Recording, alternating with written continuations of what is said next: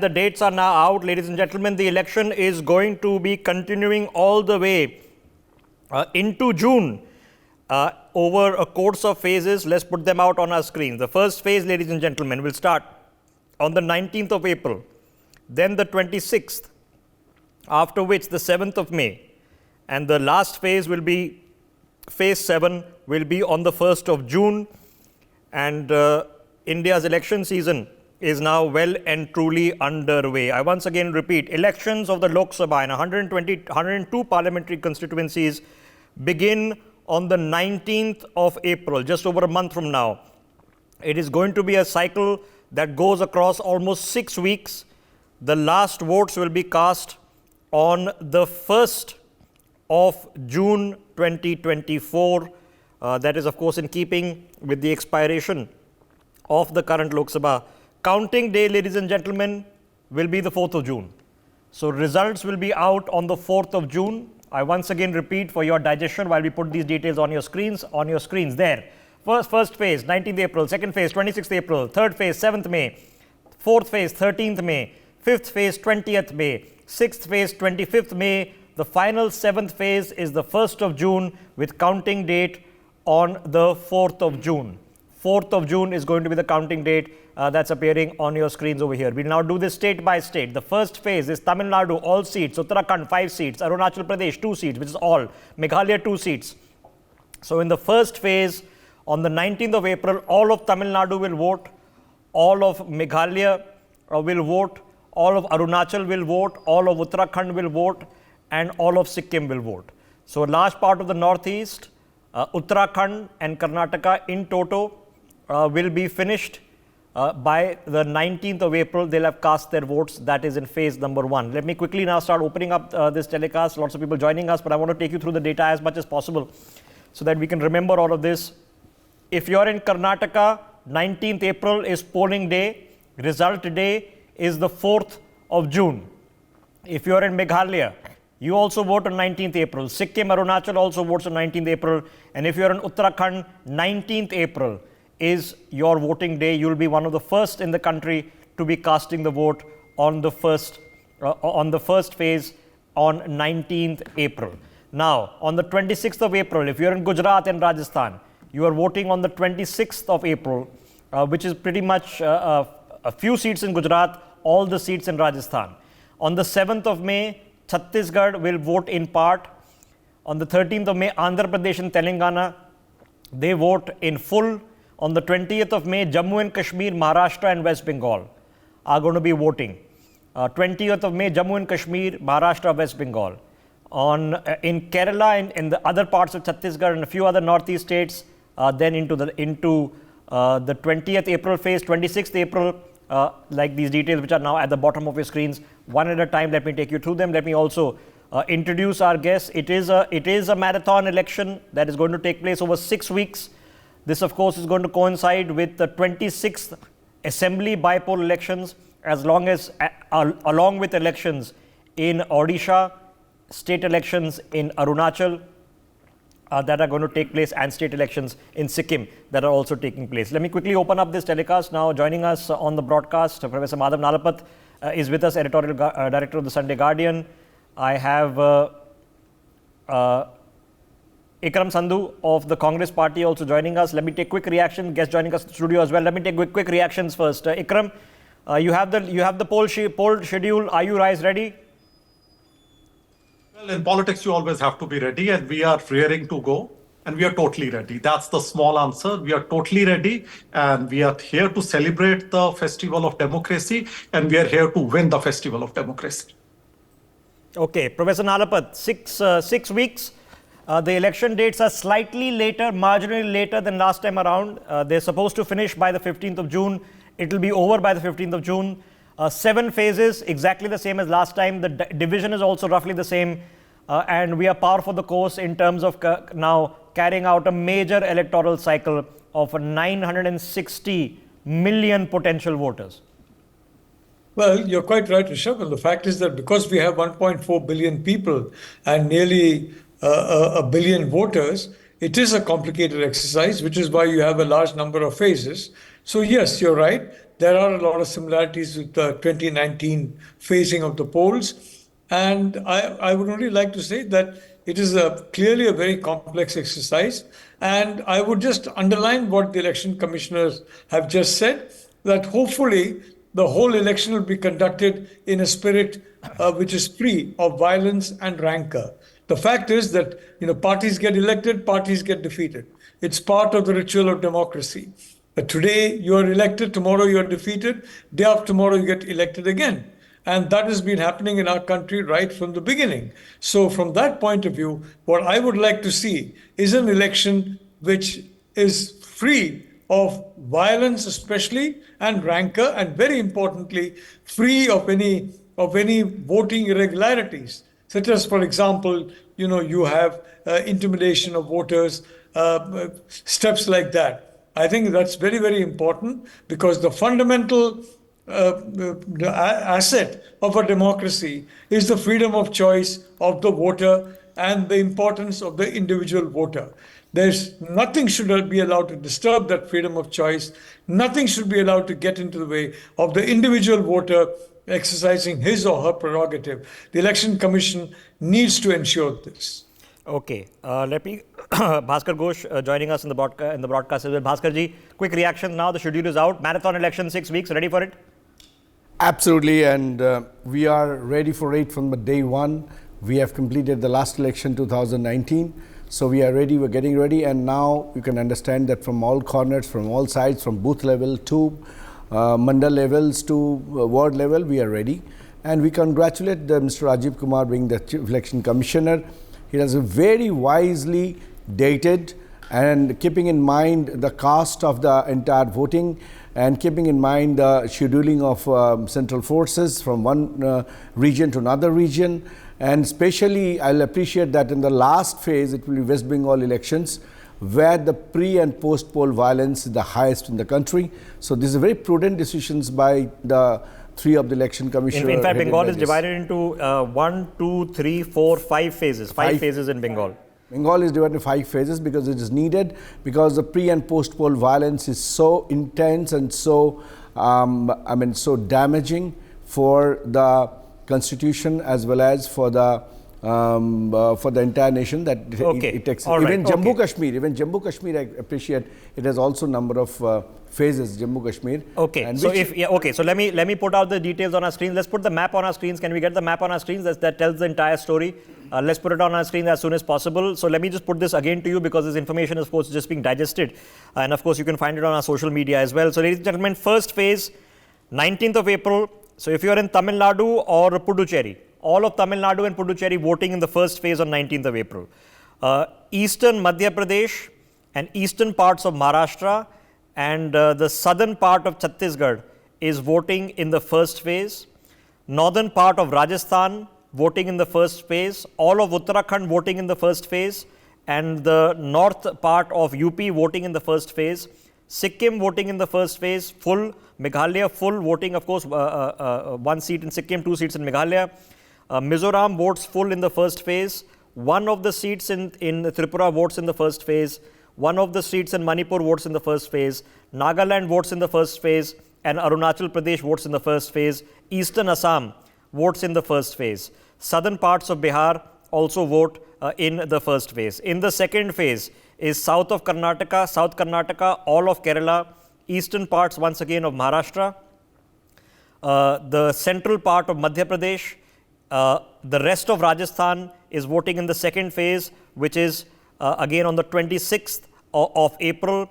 Jammu votes, part of Jammu votes on the 26th of April as well. And again, western part of UP votes on the 26th of April. Remaining seat in Tripura votes on the 26th. The remaining seat in Manipur votes on the 26th. And the remaining 3 seats in Assam vote on the 26th as well. Then the third phase.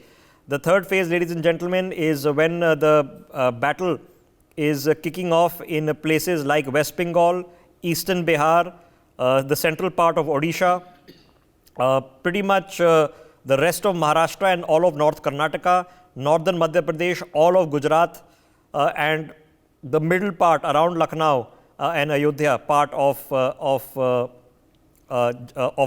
UP. Then in the fourth phase, we are looking at pretty much all of Andhra Pradesh and Telangana. Southern Odisha is voting. What remains of Maharashtra and Madhya Pradesh, Western Madhya Pradesh is voting in this, and the central part of UP is voting in the fourth phase. In the fifth phase, it is the central part of Odisha, parts of Bengal, parts of Bihar. You will have parts of, again, central parts of Uttar Pradesh, the leftover parts of Maharashtra, which would, I think, include Bombay, if I'm not mistaken. Yes, it does include Bombay, Ladakh, and parts of Jammu and Kashmir will be voting in the fifth phase. The fifth phase being on the 20th, 20 of May 2024. Then the sixth phase is going to include all of Haryana. It is going to include the remaining part of eastern UP, northern Bihar, which is going to be included, central part of Odisha, southern Bengal, eastern Bihar goes in this phase as well. And finally, the final phase, which is just about 57 seats, which is the seventh phase, which is on the 1st of June. This will see voting in Himachal Pradesh, Punjab, a sliver of UP, a sliver of Bihar, small parts of Odisha, and that covers 57 seats that are been conducted there. All the details, including this map, of course, you can find on our social media, so you have an exact date. The map also from the Election Commission has the constituency numbers emblazoned on it in this color-coded map, so you can have a look depending on where your constituency is and area of residence on what date you will be voting. Once again, to repeat to you, elections begin on the 19th of April. They conclude on the 1st of June. Counting date is the 4th of June. Okay, Professor Nalapat, now here we are. The date sheet is out. So what is this election now about? Now all the time to put the puzzle pieces together and put the agendas together. I know there's still a couple of months to go and anything can happen. But has the tone and tenor of the election 2024 roughly been set? Look, Rishabh, there's a big difference between 2019 and 2024. 2024 India has emerged as a great power. The whole world is going to be looking at India. And I'm saying this absolutely deliberately. The whole world will be looking at the Indian election. It's not simply numbers. Unfortunately, in our world today, numbers don't count. Countries with smaller numbers of people may count more than some countries with larger numbers of people. So the whole world is looking. In this connection, I'd like to say, we had mentioned about pre- and post-poll violence in Bengal, for example. I am very, very clear that the Election Commission and others will need to identify the depredators in states that were prone to violence, such as Bengal, identify them, and there should be a fail-safe mechanism for swift punishment. What is happening now is that they're going around threatening people that, okay, election will be over, and then we will come and finish you off. Now, that kind of thing should not be allowed to happen. And it is very important that they be held to account and that they be apprehended and strict punishment given to them for any kind of intimidation and violence during the poll process. The second point is very, very simple, and that is that, let us be honest, Rishabh, a whole lot of external players are going to be active in this election. There is no question about it. They may not be active as much with human beings, but they'll be active in artificial intelligence, in AI-created fake news, for example. And some of those fake news items can have very toxic effects. Let's say, for example, there's a fake news item in which we hear Rishabh Gulati saying all kinds of unpleasant things about individuals whom you respect. Well, you're going to have a problem, but it's going to be fake. So I think this problem of fake news is real. I think there needs to be a lot of technological attention given to it to ensure that such steps are taken that counter this kind of fake news narrative, and those who are spreading it in India need to be warned, because in many cases they may not know. It may be coming from some outside hostile players. Okay. And we have countries against us that are very strong in the internet space and which are very hostile. and they may be spreading it, and some unwary people may be disseminating it in India. I think before the elections, we have to give a clear understanding to our people about the danger of fake news, the danger of artificial toxicity, and the danger of real toxicity. And secondly, a very clear system of identification and punishment of any individual dealing in violence. Whether you Okay. deal in after the election or 10 days after the election, you have to be punished and punished very severely. Okay. Now, ladies and gentlemen, let's be realistic. A lot of this is going to go on in the next couple of months. Okay. I mean, I've had to sit and brief my editorial team that be ready for a lot of ugly things hitting the fan, because unfortunately that does happen. But it is also true that it happens in some parts of the country and doesn't happen in many parts of the country. Okay. And we have to draw the assumption that you and me are not interested in all sorts of fixing and violence and rioting and this and that. So somebody incites it, somebody makes it happen, and often politicians make it happen. Let me get Ikram on this. Ikram, it's a serious thing, and it is reflected in how the polls need to be conducted. All of Tamil Nadu, for example, okay, the elections can be held in a single day. And I know there's a slight population difference in West Bengal, but Bengal has to be divided over multiple phases, primarily because of the movement of security personnel. Why is that? Well, there can be two reasons for it. One, genuinely, there is a lot of violence. There's a lot of, muscle power being used. And therefore, Election Commission is its hands are tied and it has to do that. That is one part of it. The second part of it is maybe to give somebody with deep pockets, a party which has deep pockets and a party which prefers a longer period of campaigning, a head start in this. I don't know. I'm openly speculating on that. But what I can say is that if in the smallest phase you can have elections for 57 seats, why can't West Bengal have one phase? In that phase, just have West Bengal and parts of Odisha or some other place and finish every state in one go. Why does UP need 6 to 7 phases? The 80 seats of UP can be done in one phase. In that phase, you only have elections in UP and nowhere else, and it can be done. What I basically feel is that by stretching out this election over 6 to 7 phases in specific states, it gives a disproportionate amount of advantage to a party which has the deepest pocket, a disproportionate amount of power to the party which is ruling in the center, a disproportionate advantage to the party which has the media and its Okay, but pocket. Ikram, of course, in 2014, when the ruling party was, or outgoing ruling party was a bit different, there were 9 phases. It was an even longer election. So my question was a bit different. I'm sure the Election Commission computes a lot of factors.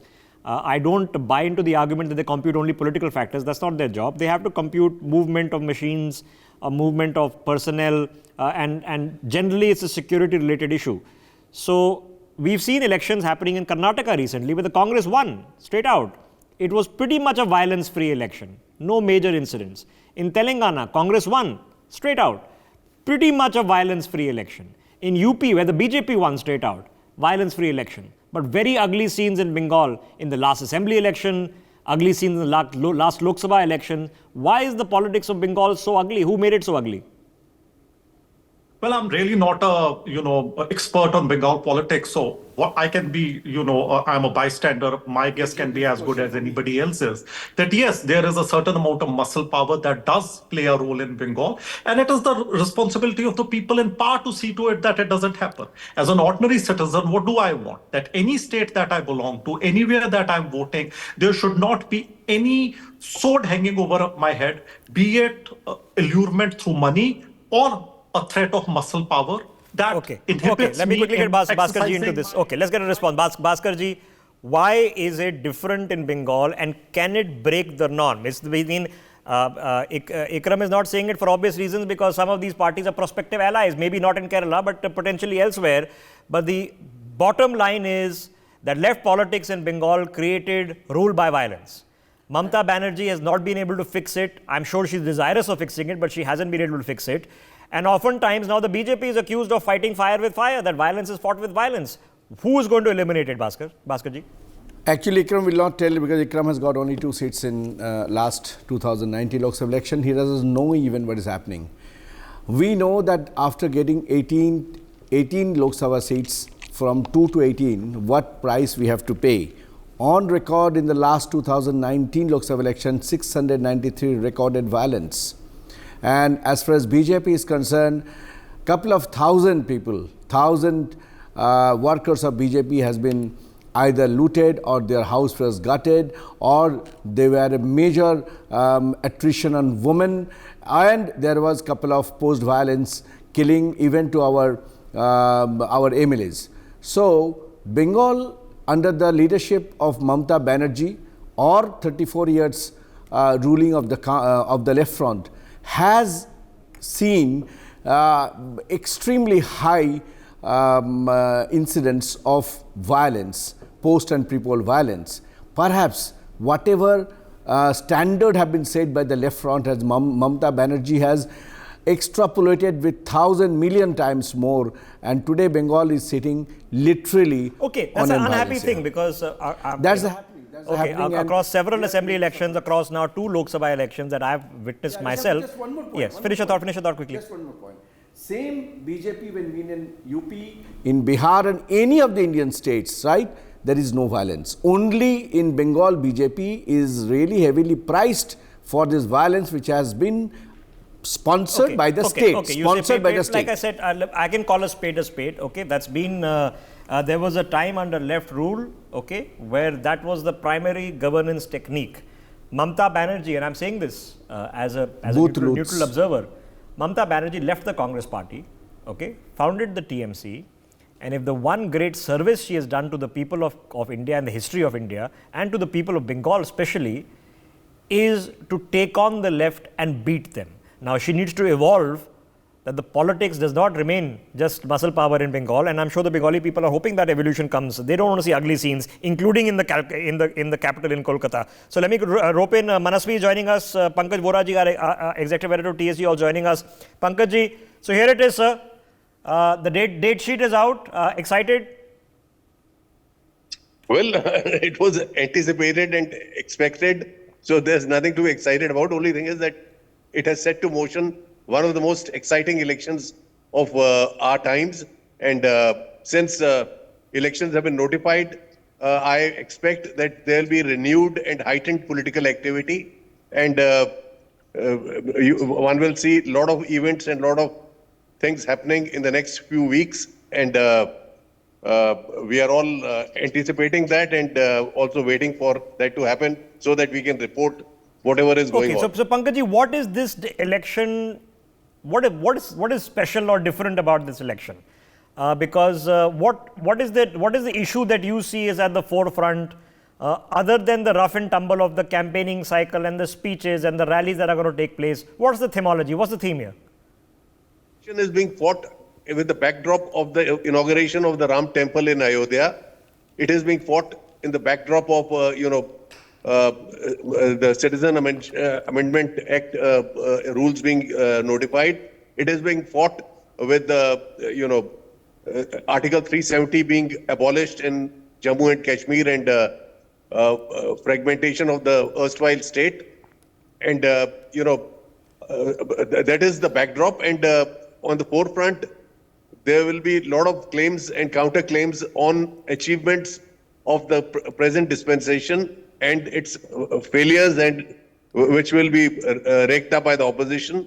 And all these things are going to happen. So the theme here is that Mr. Modi has become a central figure, and this election is essentially of Mr. Modi versus Modi, in the sense that there are people, because there are no leaders of the opposition who are as tall or as prominent as Mr. Modi is. So people will either vote for him or they will vote against him, and that is how this election is going to unfold. Okay, Manasvi, your quick thoughts now that the poll dates are out.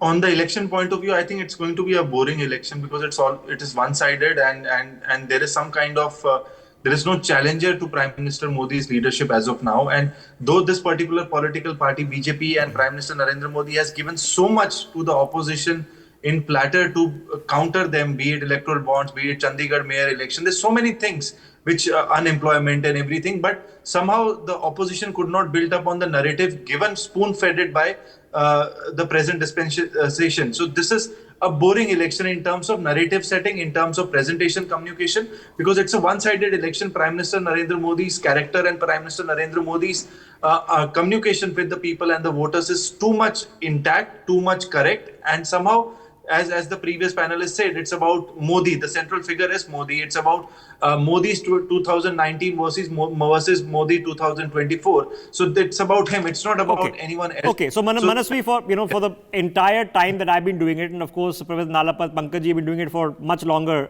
than that, but the entire time we were looking for that one election in which the traditional polarization issues, Hindu-Muslim, Mandal caste, north-south or language, that we are able to move beyond that.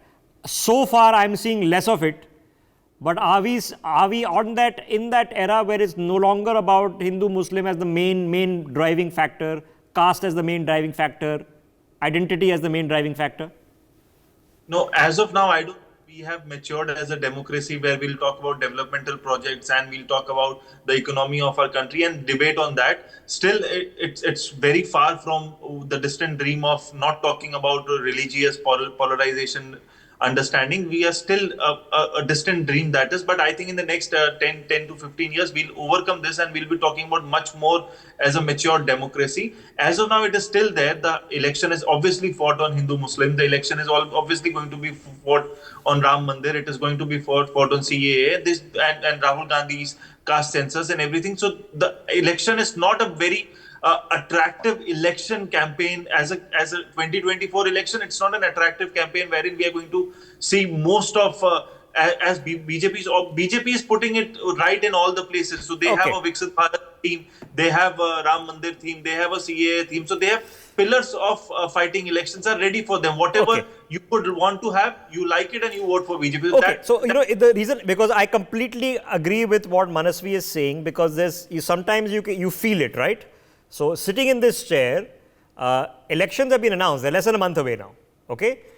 And does it seem that it's a very raucous cacophony going on? It might happen, but so far it hasn't. It's been all rather quiet. So what he says boring, I would say is rather quiet. Okay. And there are always pros and cons in debating this. Some people often say that the reason you never solve any issues is because you need to have an issue to conduct an election. Let me get Pankaj Vora in on this. Pankaj Vora ji, now that was the same argument put that the reason the Ayodhya issue was never resolved or there was never a political consensus because it served everybody to keep the pot boiling and keep it as an issue forever. The reason nothing could be done in Kashmir because it served the interests of everybody. But now that these decisions have taken, can Narendra Modi and the BJP prove that you can solve issues and gain votes doing so? Well, that only time will tell whether they can do it or not. But, it is not so black and white as such. There are a lot of gray areas in this premise of, the Ayodhya movement and the Jammu and Kashmir issue, etc., etc. Elections, a lot of things happen at the underground level, at a level which, is not visible or is not reported, because even a lot of things about these elections which need to get reported or the run up to the elections are not getting the kind of exposure they should have, because we in the media are also somewhat to blame, because we are also giving a one-sided narrative. So these things will now, since the model code of conduct is on, we will get to know as to what are the issues, and there will be limitations for the government also to do propaganda and projection. So these things, a lot of things will come out on the all right. So let me take it from the point of view of issue to Ikram. Ikram Sandhu, 5 years ago, at roughly this time, the point of the conversation from the Congress party was Rafale scam, Chaukidar chor hai. Now, nothing happened with the Rafale. Those Rafale aircraft have all been delivered and currently are operating on the Indo-Tibet border and thereabouts. You've dropped this Chaukidar chor hai cognomen. Why? Why is it different this time than what it was 5 years ago for you? Rishabh first, just give me a minute. I'll just rebut what Bhaskar said. Bhaskar said that we have no right to speak about Bengal because we just have 2 seats. Let me remind my friend Mr. Bhaskar Ghosh that in 2014 you had nothing in Bengal. but you still talked about Bengal. And in 1984, in the whole of India, you had just 2 seats. That did not take away the right from you to talk about India. So let's not be flippant in our commentary. The number of seats will go up and go down. Every political party has the right to talk about every issue that confronts fair them. enough. No. I'll give you a chance. Just to rejoin. one point. I'll give you a chance to rejoin. So let him answer. Gentlemen, don't have your own conversation. I have asked a question. Let him answer the question. Then I'll give you a chance to rebut him. Now coming to the way we will be going into this elections. You said that the Rafale has been commissioned into the Indian Air Force. It's at the base in Ambala. It's doing very well. The same was about Bofors. If you talk to anybody who was part of the Kargil war, they said we won the Kargil war because of the Bofors. Yes, correct. But that is correct. Politics at that time in 1987, every opposition leader had the right to talk about Bofors. And that is what our politics is all about. We are not talking about the efficacy of a system here, whether Bofors was a great gun, whether Rafale is a great aircraft. We were talking about the opaque manner in which the purchase was done, the opaque manner in which the rates No, went but you're up, not talking about it. which That's my question to you, that you were talking about it 5 years ago. You're not talking about it now. You're not raising any issues of corruption against the union government whatsoever. Gee, here I have a quip with you because the media has also not played up on it. When Bofors was there, every paper that we read about was electronic media at that time was non-existent. Every media outlet, every newspaper used to filled with questions on Bofors. This thing happened. The Swiss radio came out with this information. What is your answer to that? In Rafale, there has been radio silence as far as media has been concerned.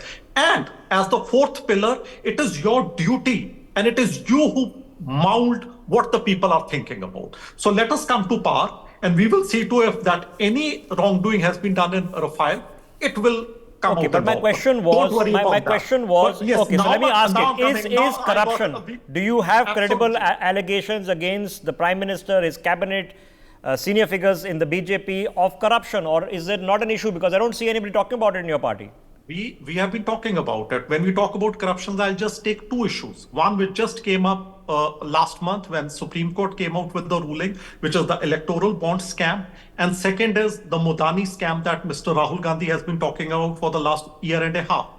When we come to power, we will see to it that a SIT is formed on both these issues. Okay. And doodh ka doodh. What was the scam in electoral bonds? So it is not that today, if the media is not doing its job, that doesn't take away. Okay, what is the scam? Nobody's talked about a scam. What's the scam in electoral bonds? What's the scam you're alleging? Today, if you read in the paper, there are companies which have given 4 times the amount that has been their profit over a period of 5 years. Imagine I'm earning 100 rupees and I'm giving 450 rupees in donation.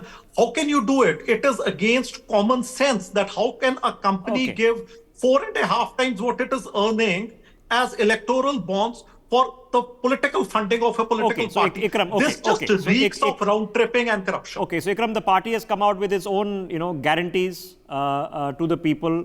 What is then your biggest poll plank? What do you think is the one thing that all of you can get behind as an issue? The number one issue is always the bread and butter issues. And we will be talking about the economy. When UPA was in power for 10 years, India grew at 7.9%. These are the figures of the Niti Yogi, which was the planning commission at that time. During 10 years of Mr. Modi's government, India has grown at 5.8%. If you want India to grow again at 8% plus, you have to vote in Congress. Okay. If you want jobs, you have to vote in Congress. It's about the economy and jobs. Okay, that's a sensible argument to make. It's a baseline argument. I'll give Bhaskar ji a chance to respond to that. Bhaskar ji, at the end, we see all the schemes, we see all the inaugurations, but when it comes to core GDP growth, which is now touching about 8%, okay, I know there's been 3 years of COVID, but the Congress says their performance was better and they have a better plan. See, I will first refute what the Congress panelists have talked about regarding the Rafale and this one-liner, Rafale and this Bofors. The Bofors scam was certified and it was opened up by CAG, which is a quasi-judicial body, number one. Number two, regarding Rafale, Supreme Court has given a very clear verdict that this is nothing wrong in Rafale, and the whole Congress, the whole opposition was in the Supreme Court, and still Supreme Court has exonerated any kind of further intervention. Number two, this election we are fighting on these pillars. Today, after 2014 and 19, we are the 5th largest economy of the world. We are talking about Bikshit Bharat.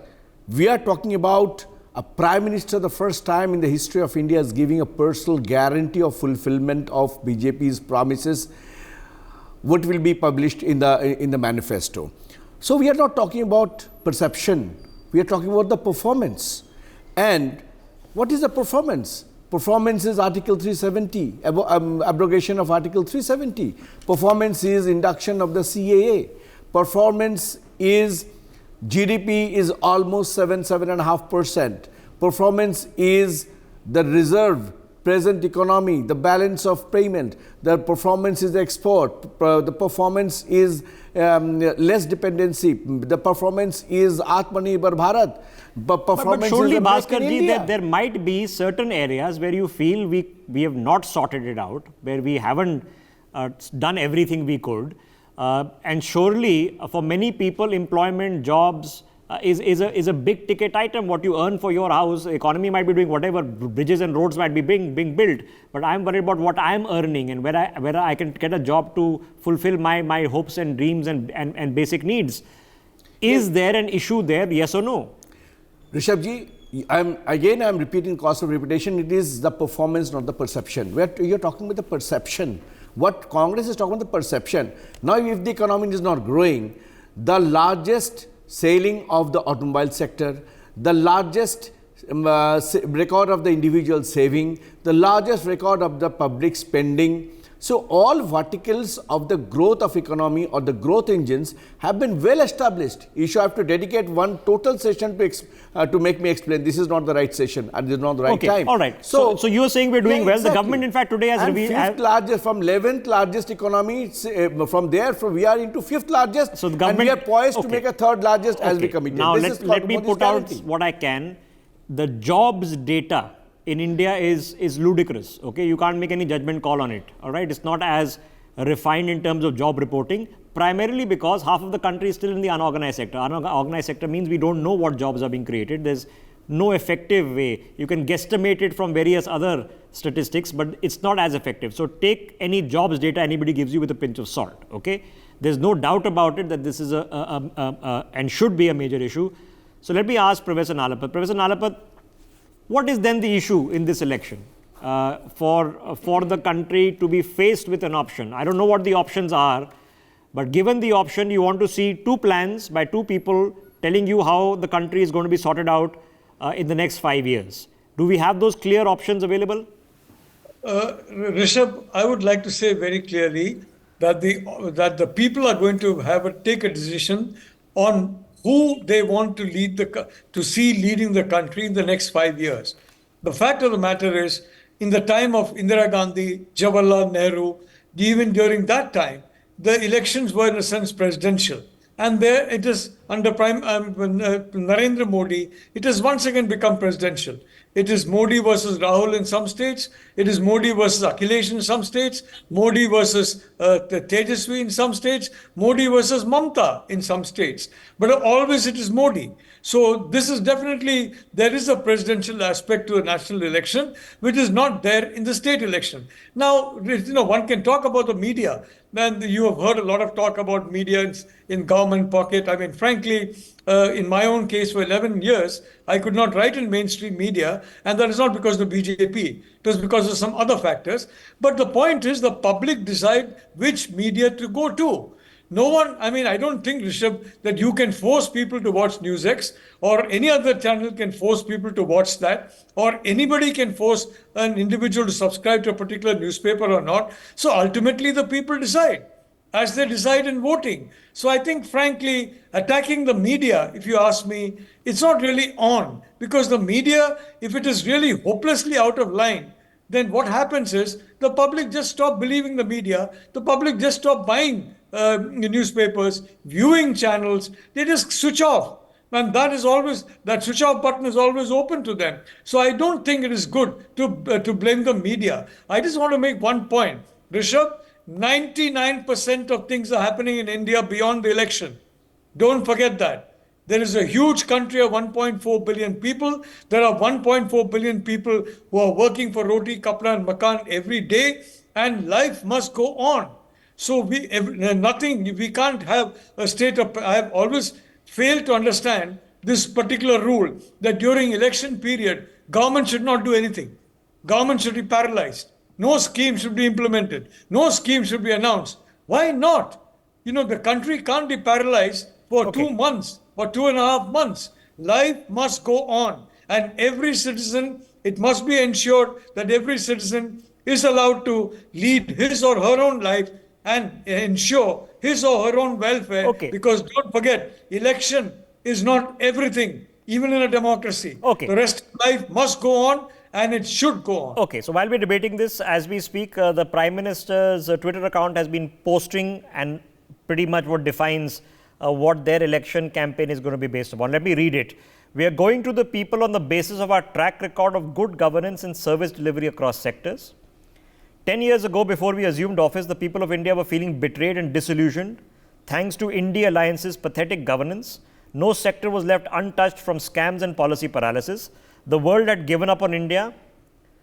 From there, it's been a glorious era powered by 140 crore Indians. Our nation is creating new records of development. We have become the 5th largest economy and crores of people have been freed from poverty. Our schemes have reached all parts of India and the emphasis of saturation has yielded great results. The people of India are witnessing what a determined, focused and result-oriented government can do, and they want more of it. This is why from every corner of India, cutting across all sections of society, the people are saying in one voice, "Ab ki baar 400 par." That's the slogan there. And I continue. Our opposition is rudderless and issueless. All they can do is abuse us and practice vote bank politics. The dynastic approach and attempts of dividing society are not being accepted. Equally hurting them is their corruption track record. People don't want such leadership. In our third term, there is much work to be done. The last decade was about filling the gaps created by those who ruled for 70 years. It was also about instilling a spirit of self-confidence that yes, India can become prosperous and self-reliant. We will build on this spirit. The war against corruption and poverty will go on at an even faster pace. The emphasis on social justice will be strong. We are going to work towards making India the 3rd largest economy. We will further cement our effort for fulfilling the dreams of the youth. I can clearly see that the coming 5 years will be about our collective resolve of establishing the roadmap that will guide our trajectory as a nation for the next 1,000 years and make India the embodiment of prosperity, all-round growth and global leadership. I derive great strength from the people's blessing, especially the poor, our farmers, Yuva and Nari Shakti. When they say, "Main hu Modi ka parivar," it fills me with joy and makes me work harder to build a Viksit Bharat. This is the era to make it happen and together we will. Yahi samay hai. So you heard a few of the slogans in between. Their hashtag is Phir Ek Baar Modi Sarkar. You've seen Ab Ki Baar 400 Par in other places. You've seen Modi Guarantee, Modi Ka Parivar has been mentioned over here. So let me get Manasvi in. Manasvi, within all of this is roughly what Professor Nalapat was saying, that it is in the end Modi versus Modi. Has anybody else offering us a better vision, better plan that if Modi is doing it wrong, we will fix it? How? I don't think in this election there is an alternative plan. It is basically the formulation of India Alliance is also to counter Narendra Modi. Had it been a different approach, that this is my understanding of Viksit Bharat, this is how I am going to take India development on a developmental plan, our vision as a political party or our vision as a alliance, that is something missing. So the formulation itself is about countering a one particular individual. So that is something not connecting well with the people also. And look at the workout of Prime Minister Narendra Modi. As soon as the election commission announced the dates, he's ready with his tweets, he's ready with everything. So that preparedness is already there. Apart from that, it's also an understanding of how do you reimagine India, how do you be the hope of the next election, how do you create yourself. If you look at Prime Minister Narendra Modi's understanding, he was in 2002 and 2024's election, so he's a completely different person. So every election from 2002, 2007, 12, 14, 19 and 24, it's a different narrative, it's a different Narendra Modi which comes to the election board. So that's the art of this particular person. So every election he just reimagines, recreates himself. So that is something which the Okay, all right. So, opponents. Banasri, sometimes things work and sometimes things don't work. Now, for example, in Delhi, things that did not work for the BJP. The BJP tried to convince during the very local MCD elections in Delhi that the Aam Aadmi Party, Arvind Kejriwal, they are corrupt beyond belief. Every scam you can think of, they've done, right? It didn't register with the voter. Okay, so the Aam Aadmi Party did well. Similarly, if the Congress is trying to say that, listen, Narendra Modi, you should fear. He is going to become an autocrat. Okay, this might be the last election. There may never be an election. It doesn't seem to be working. The Congress party seems to be afraid, or the opposition seems to be afraid, but why is that not registering with people? Why do they not feel any fear of autocracy coming from the BJP? See, with the regional elections, the issue is when there is a strong opposition leader like Arvind Kejriwal or Mamta Banerjee, and it is vis-a-vis Prime Minister Narendra Modi, and there is no local leadership of BJP established. It is always the opposition leaders which are coming out and sprouting well here. But when it comes to the Lok Sabha, the narrative is completely different. It's Modi versus who. And since 10 years, there is this who fill in the blank has not been filled up. So the who factor, a national leader, a crusader against Narendra Modi, a narrative setter, a hope crusader, a messiah of hope, that is something which is missing. So someone has to come up to create an alternative plan against Prime Minister Narendra Modi, a vision of progressive India, a vision about shining India, a different vision, which could be completely opposite to Prime Minister Narendra Modi, and also countering him on the wrong deeds done by the Prime Minister. Be it Chandigarh election, be it electoral bonds, these are the biggest things which could have been on the electoral plank, but that is something which is missing. The narrative is not being there by the opposition, and even if it is there, it is not being taken up by the voters.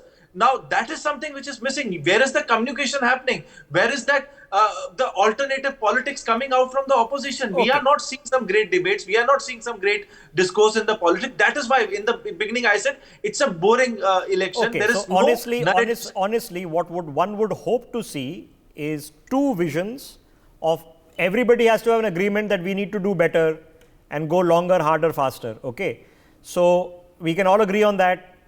Now, we want to see two visions, that the Congress comes and tells you this is where Narendra Modi is mucking it up. This is where we've not got the semiconductors, or we haven't got the mobile manufacturing to what we wanted to, and how I'm going to improve our space and our AI.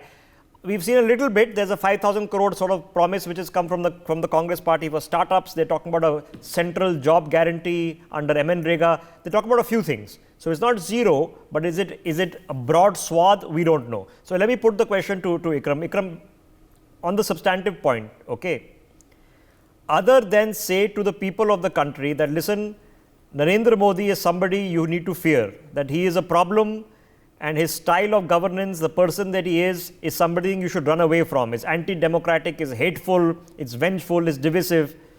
You've been trying this for a long time. It's not working. What's the new tangent then? What's the new idea? Rishabh, it's like a cookery class. If you're making a dish, you cannot just make a dish with one or two masalas. It's a mix of everything. So therefore, when we are talking about these elections, of course, there are personality issues where Mr. Modi is flawed, and we will be bringing that up. We will be bringing up the corruption that has happened over the last 10 years. And of course, what I've already talked about, the bread and butter issues, about employment, about economy, about price rise, plus the people who are not heard about. Now, the girls who are wrestlers were sitting on the road for 4 years. Nothing has come of that. There is radio silence as far as anybody's problem is concerned. You talk about Manipur. There is radio silence there. You had farmers who were sitting on the borders of Delhi for a year and a half. They were promised something. A lollipop was given to them. Nothing happened. Now, again, they have mobilized themselves. You see the kind of disproportionate force that has been used against them. So this is a government which might say that it is for the people. It is sabka vikas. But no, it is only for people who are ready to toe the line. If the farmers go against them, they are terrorists. If the wrestlers who have won gold medals, silver medals, bronze medals in Olympics and Commonwealth Games in Asia, if they go against you, they are chart people who as such are not pro-BJP. Manipur, a topic that is not even talked about. It is just one corner of India that Mr. Modi has not even been there in the last 9 months to go and assuage the hurt of the people. Okay. So that is what we are talking. Fair enough. So fair enough. There are issues in the country. It's for the BJP to remind you that there were issues during Congress regimes also in all parts of the country. But we did not have a prime minister not addressing an issue. We did not have that there's a fire which is burning somewhere and the prime minister Ikram, in our years growing up, watching what happened after 26/11 was a bit of embarrassment. So this critique can go. So was it that Mr. Manmohan Singh did not do anything? He did not go to Bombay. He did not talk about it. No, but let's face it, sending dossiers after dossiers to Pakistan achieved nothing. But again, there'll always be problems. One second, sir, Bhaskarji, there'll always be problems. Okay. And good, you're talking about the problems. That's your job in the opposition. Talk about the problems, and you guys need to focus here. And this is where you're mucking it up, for sure. No one can solve everything at the same time. No, we are not. My question is, when it comes to the Enforcement Directorate or the CBI and other, and CBI was a big issue last time around 5 years ago, if you remember. When you're trying to tell the people that Narendra Modi is corrupt, they don't seem to be buying it.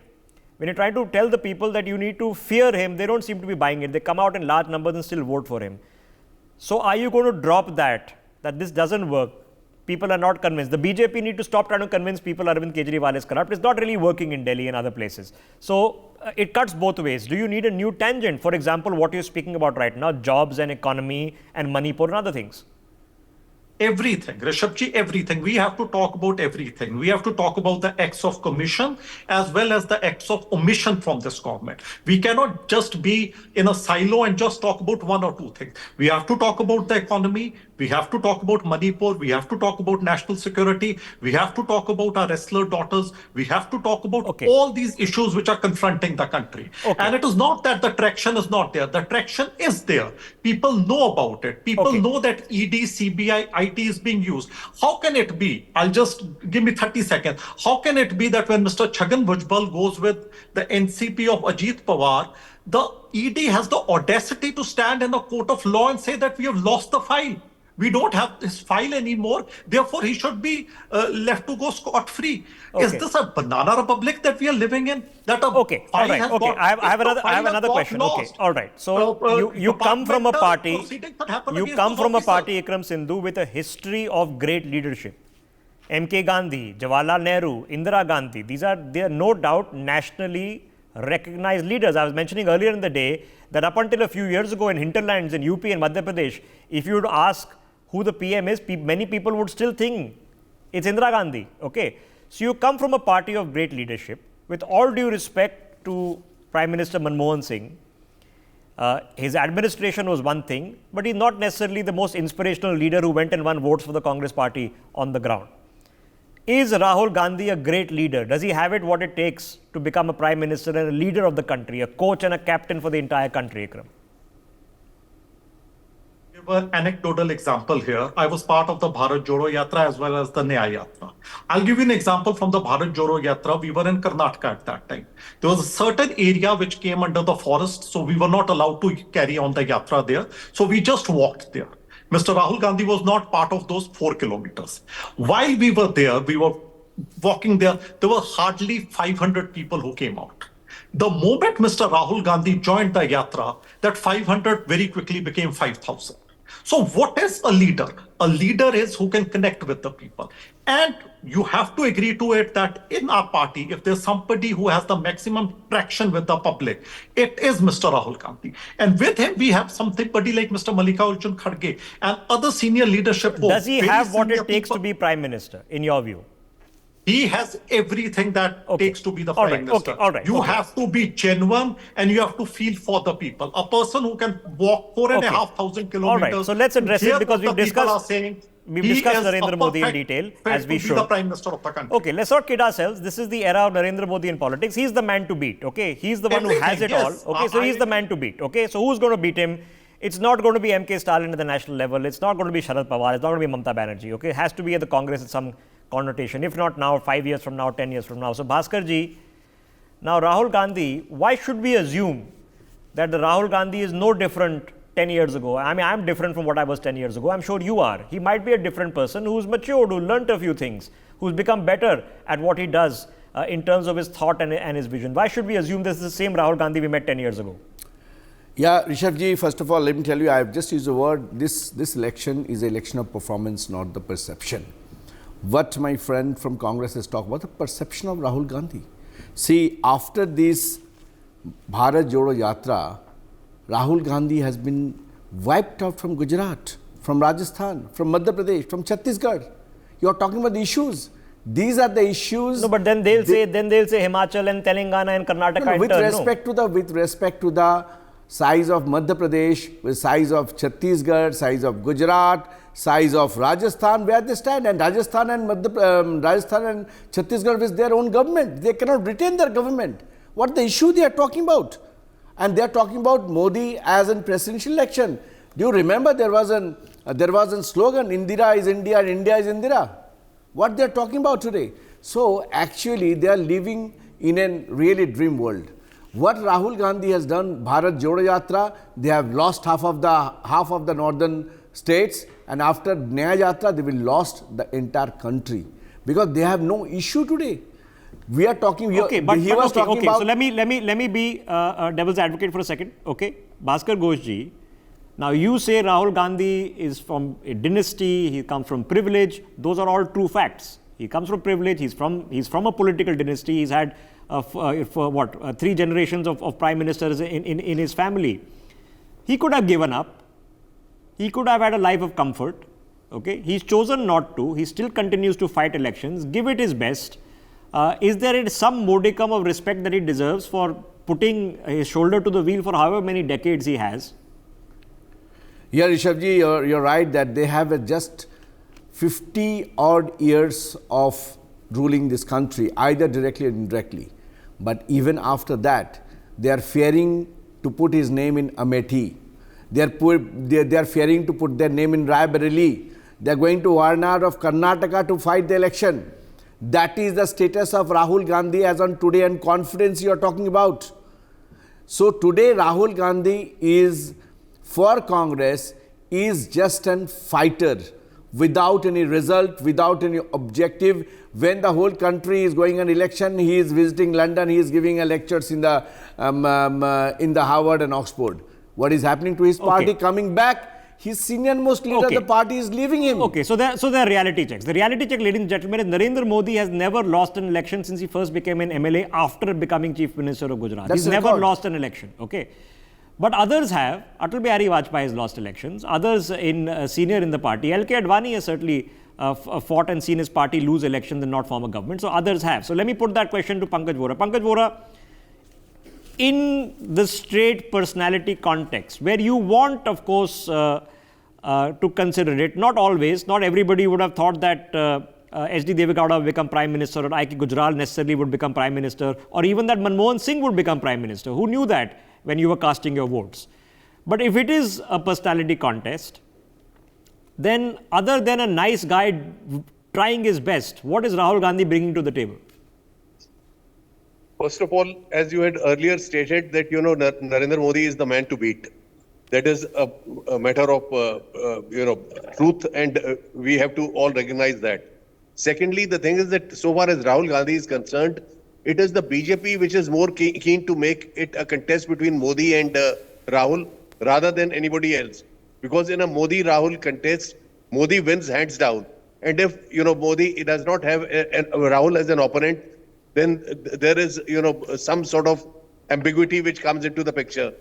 Mallikarjun Kharge, the Congress president, has made it known multiple times that Rahul is not a candidate for prime ministership. But the BJP and everyone else keeps on, stating that Rahul is a potential rival when he cannot be. The problem in the entire game is that the BJP has a great advantage in the current political scenario because the Congress has collapsed. Congress has no organization, it has no leadership, it has no direction. And therefore, BJP is having a free run. Had there been a strong kind of a leader within the Congress or a proper program and a good organization, Congress would not have been in the state in it is, and neither would have the BJP been having a free run. And having said all this, there are also emotional issues which are, which take over. In 2019, you have not mentioned Pulwama and Balikot strikes did play a role, and many other issues which had cropped up before the commencement of the elections got overshadowed by Pulwama, and the election assumed a totally different dimension thereafter. So in this election also, in 1977 when we were students, we would always think that there's nobody in the Janata Party who can challenge Indira Gandhi. There's nobody tall enough to take her on. But then the people of this country had, some other plans and some other ideas. Indira Gandhi herself lost the election by 58,000 votes from her own constituency of Raebareli. And Sanjay Gandhi, making an electoral debut, had lost. So elections are a tricky game. There's no doubt right now. There's no doubt that Mr. Modi is in the pole position and is a leader, who has a very good understanding of how electoral politics works and has no rivals so far as his ability so no doubt about it. So you had an Indira era in politics, you had a Nehru era, and they dominated the sphere, and this is the Modi era in politics, and all comers are welcome to take it on. But then the question then is that yes, I'm sure the BJP is desirous of the personality battle, because yes, Narendra Modi probably wins the personality battle. So let me get Manasvi in on this. Manasvi, is the Congress in actually that much trouble? Because every time we think they are trouble, then they win an election and they seem to get resuscitated for a little bit. It's in Telangana and Karnataka. But is it actually in terminal trouble, that there is an existential crisis going on? See, there are multiple trouble. I would not say ultimate crisis for Congress, but there are in multiple troubles. For example, the leadership vacuum in terms of regional leader creation is not happening. New leaders since last 10 years, 15 years, we have not seen happening. And Rahul Gandhi is at the age of 53. And while Narendra Modi, if we recount, 20 years back, we would not have said that Prime Minister Narendra Modi, the Chief Minister of Gujarat, could become the Prime Minister of India. So it's a battle of perception. It's a battle of understanding. Maturity comes with time. And with the kind of efforts he's continuously doing, he's continuously believing in that yatra. He's continuously vocal about the caste census to happen. He has his own ideology. Right now, there are no takers to this.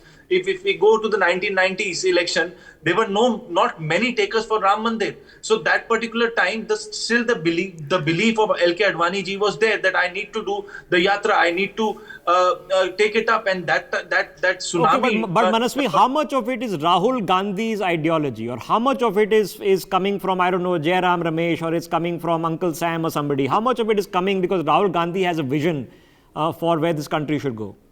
So Rahul Gandhi's vision is not a very concentrated, focused vision which we have seen in the last 10 years of visibility of social media or the blooming of media, where there's 24/7 cameras.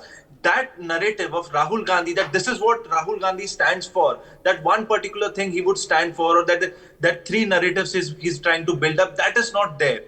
Every election of Rahul Gandhi, there is a confused understanding of what he wants to say to the people. Maybe his advisory, or maybe the people who are there, the communication is missing, or maybe the understanding. Something is wrong that can certainly be done better.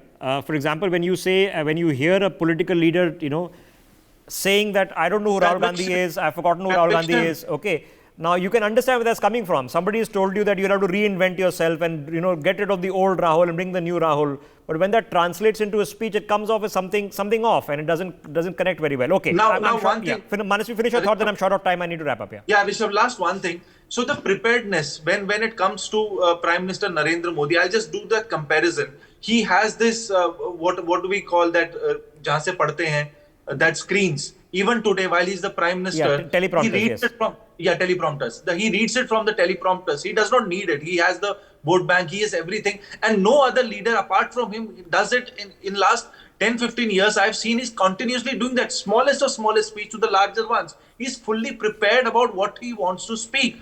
From dressed up to preparation of speeches, he's doing that all. And when it comes to preparedness of Rahul Gandhi, that is not happening. So in terms of the basics of discipline and organization, so there is somebody is ahead of the curve on that. Okay, I'm short of time. I need to wrap this up. So Bhaskar ji, in a practical sense, is it not actually troubling for you when Manasvi Thapar says a boring election? Okay, then a lot of people who might be your supporters say that Narendra Modi is going to win anyway. What's the point of going out and voting?